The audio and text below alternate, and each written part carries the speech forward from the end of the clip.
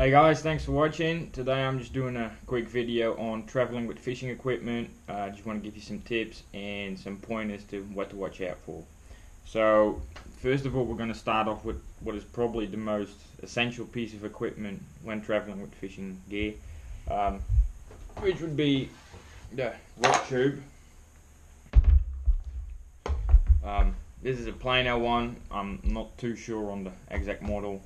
I've had this one for about 12 or 13 years, can't exactly remember. It's been to a lot of different countries, all over Europe, Australia, China, United States. So yeah, it's traveled quite a bit, and I can only tell you it's worth its weight in gold. So it's a really good piece of equipment to get if you enjoy traveling and perhaps taking your fishing gear with you. One problem that does come with your rod tube is that you have to check it in oversized luggage. It's a bit of an inconvenience, and sometimes it costs a little bit of money. Not often, every now and then, but it happens. And it's definitely subject to strict border security check-ins. So what they do is, what they quite often do is they open up your rod tubes and check the content. And the problem with that is that obviously they have to operate quickly. And what happens is they check the content, they determine that it's just fishing rods, and they'll shut it, and there's a potential for your rods to not have a very good time in there. They might break, guides might damage, and it might affect your fishing travels in terms where you might be on a fish of a lifetime and your rod might snap because of the damage caused.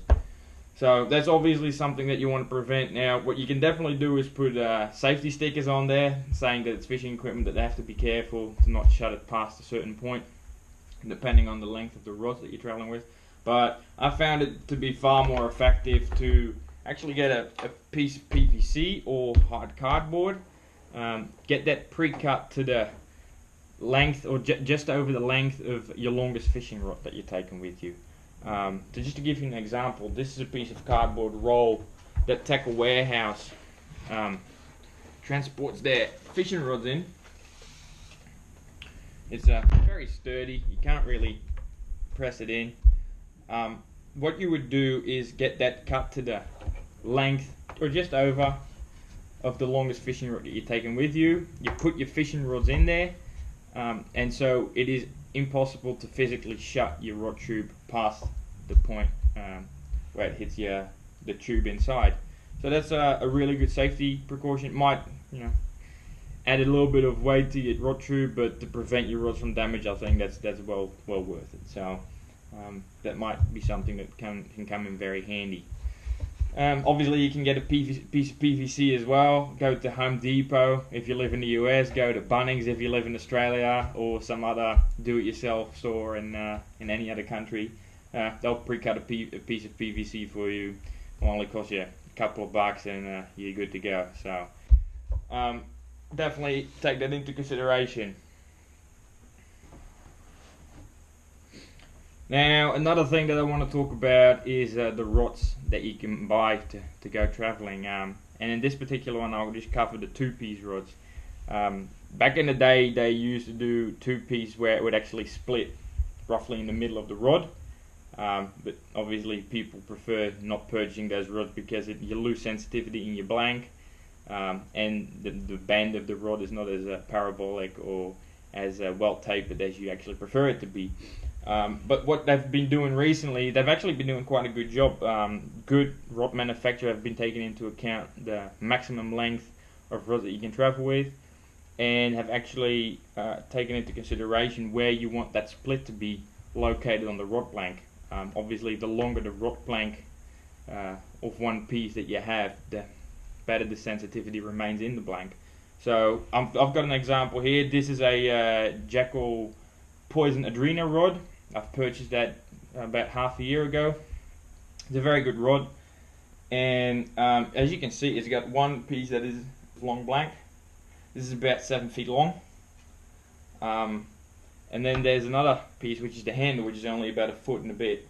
And the handy thing of that is that you've got a very long piece of blank that actually maintains the sensitivity. but it splits at a certain point where you could still take, because you want to take into the consideration, even oversized luggage obviously has a maximum length that you're allowed to take on. If this handle would be connected and it would be a one-piece rod, I wouldn't be able to take it on a plane, but because the handle comes off, I can actually now take it on the plane.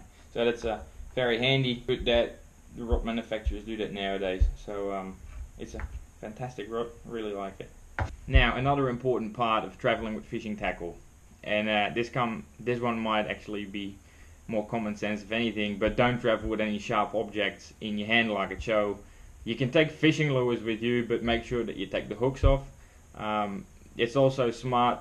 It's especially smart to do that if, say, you are traveling to some exotic destination to go jigging for dogtooth, amberjack, any fish that you want to catch on a jig. Jigs are quite heavy. If you put that in your check-in luggage, it's gonna steeply increase the weight on your check-in luggage, and that's something you want to prevent. So where you can, make sure you put heavy objects in your hand luggage. What you also can't put in your hand luggage is any form of fishing line, whether that's leader, your braided line, whatever you're taking with you. Make sure you do not put that in your hand luggage. And another good thing of weight distribution management, if you want to call it that way, is to actually take the spools of your reels. You can take spools of your bait caster, but I'm kind of more aiming it towards the larger spinning reels. If you're taking a Saltiga or a Stella with you with a lot of line on there, a good thing to take into consideration is taking your spool off your spinning reel, putting your spool in your check-in luggage, and taking the rest of the reel in your hand luggage, so you can limit the weight they actually put in your check-in luggage. It's just another tip. Don't necessarily have to do it if you're pretty sweet with your weight that you're taking with you. You're good, but it's just another thing that you can do. So there you go. Now, one last thing that I'll touch upon, and it's a fairly widely discussed topic, I think, is travel rods. And with travel rods, I mean rods that split into 3 pieces or more to reduce the length that you're traveling with. Now, if you want to just go for a quick fish while you're on holiday with the family, then obviously those rods are great to have. But if you spent big money to actually go to some exotic destination just for the sole purpose of going fishing, I can tell you one thing: don't get a travel rod. It's that plain and simple. For the money that you can spend on the travel rod, you can definitely buy a good rod case. And even though it might be a little bit of hassle to take the rod case with you, and there might be some additional fees, not always, I don't think it's a good idea to buy a travel rod. They have shown over time that they've got an increased chance of actually breaking on a big fish. That will ruin your holiday completely. They're just not as nice to fish with. You lose sensitivity, you lose the nice action in your rod that you might have of a 1-piece or a 2-piece rod. So I mean, it's a personal opinion of mine. I just do not like traveling rods, plain and simple. So but your opinion might be well and truly different. Everyone to their own. So alright, well, I hope that those were some handy tips. If there's any questions in relation to traveling with fishing tackle, please leave a comment. We'll make sure that we'll answer it as soon as possible. And yeah, just stay tuned for the next video. Thanks for watching, guys.